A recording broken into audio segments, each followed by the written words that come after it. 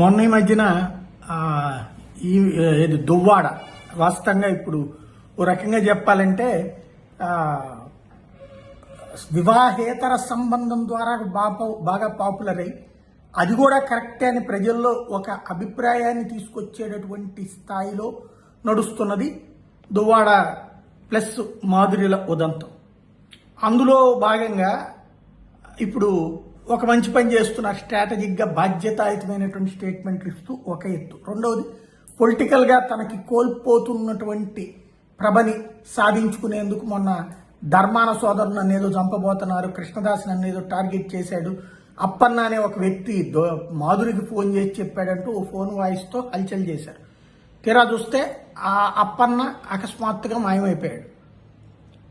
నిన్న వాళ్ళ ఆవిడ కేసు పెట్టడం, అప్పన్నని ఎవరో పోలీసు అని చెప్పారు, మాజీ పోలీస్ అని చెప్పి ఆమె పోలీస్ కంప్లైంట్ ఇస్తే తీసుకోకపోవడం, రాసుకుని వదిలేసామని చెప్పటం, ఆ తర్వాత అట్లాగే ఉండిపోయింది. దాంతో దువ్వాడు చెప్పింది కరెక్టేనేమో, దీంట్లో ధర్మాన వాళ్ళు ఏమన్నా అట్లా చేశారేమో అన్నటువంటి ప్రచారం కూడా జరిగింది. సీన్ కట్ చేస్తే ఇప్పుడు అప్పన్న అదృశ్యమైన అప్పన్న ఎక్కడున్నారో తెలిసింది. సంత బొమ్మాళి పోలీసులు అరెస్ట్ చేశారు కుటుంబ వివాదాల నేపథ్యంలో అన్నటువంటి విషయం తేలింది.